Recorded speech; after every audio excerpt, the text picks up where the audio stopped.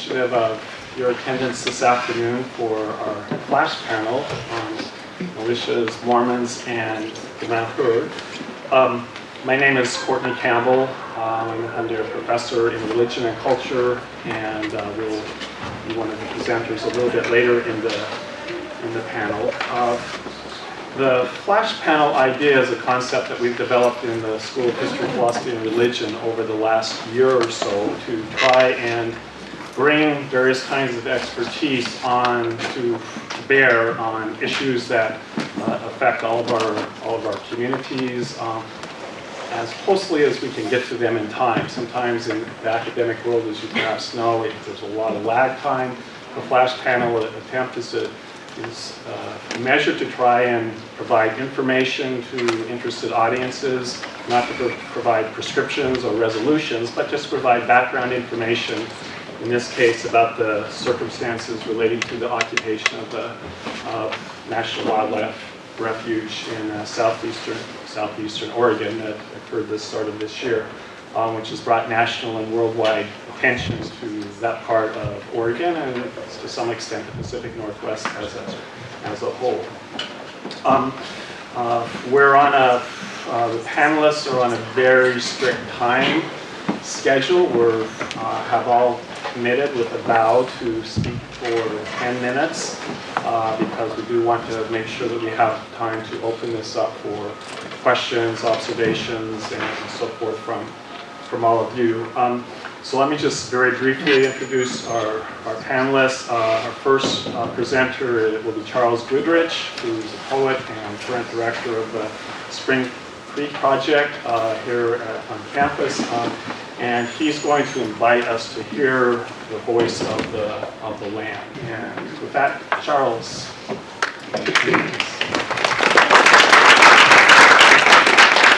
Thanks, Courtney, and thank you everyone for coming. Most of these talks are going to delve into the particular constituencies who've raised issues and have stake in the occupation of the Malheur Refuge, the ranchers, the Mormons, the scofflaw militiamen. Before we get to those partisan groups, I wanted to ground the issue by acknowledging some of the other communities that are central players in that location, but are probably not getting as much airtime as they deserve. So the first community I wanted to acknowledge and let us hear from is plants and animals, the land itself. So let's give them the first minute.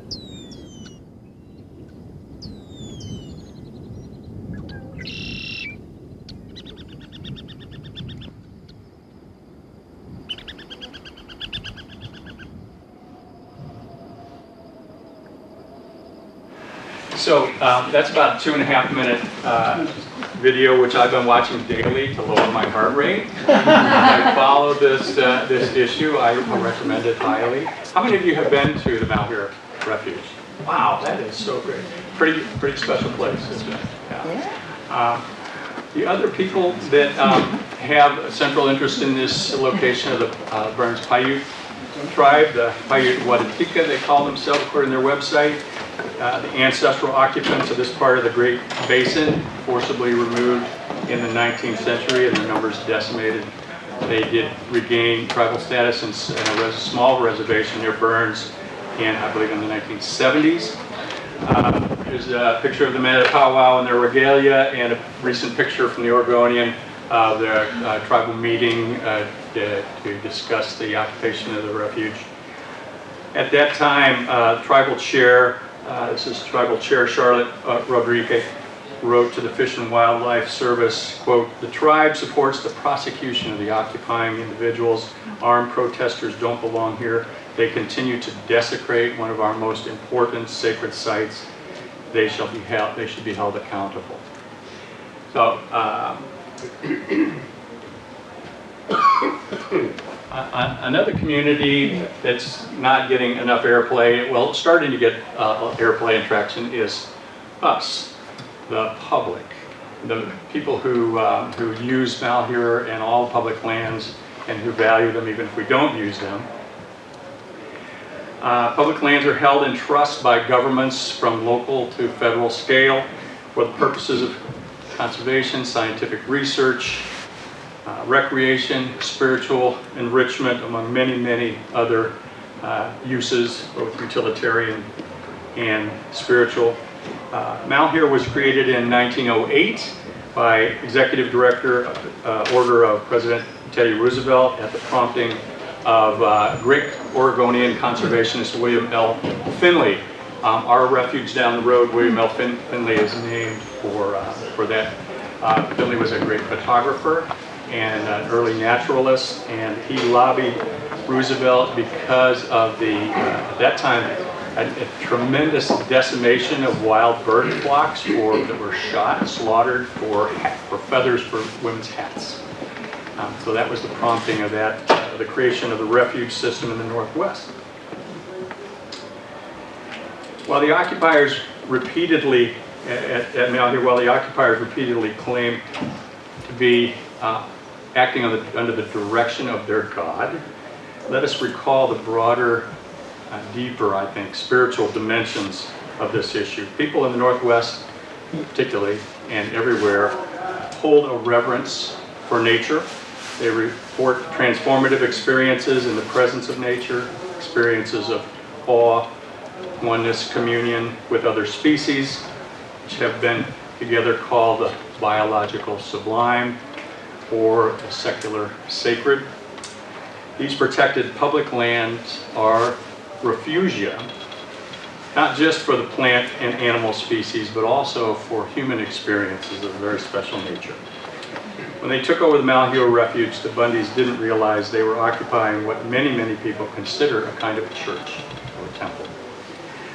Protests by many, many hundreds of people now, yesterday in then Portland, Olympia, Washington, Boise, Idaho, Eugene, all over the Northwest, turned out many hundreds of people to witness this immense support for public land ownership.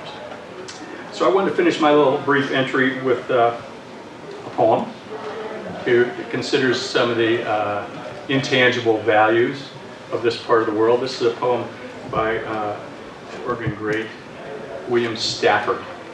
It's called Malheur by Dawn. An owl sound wandered along the road with me. I didn't hear it. It breathed it into my ears. Little ones at first, the stars retired, leaving polished little circles on the sky for a while.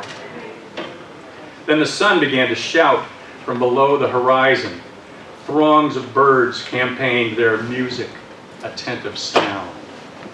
From across a pond, out of the mist, one drake made a V and said its name. Some vast animal of sound began to rouse from the reeds and lean outward. Frogs discovered their national anthem again. I didn't know a ditch could hold so much joy. So magic a time it was that I was both brave and afraid. Some day like this might save the world.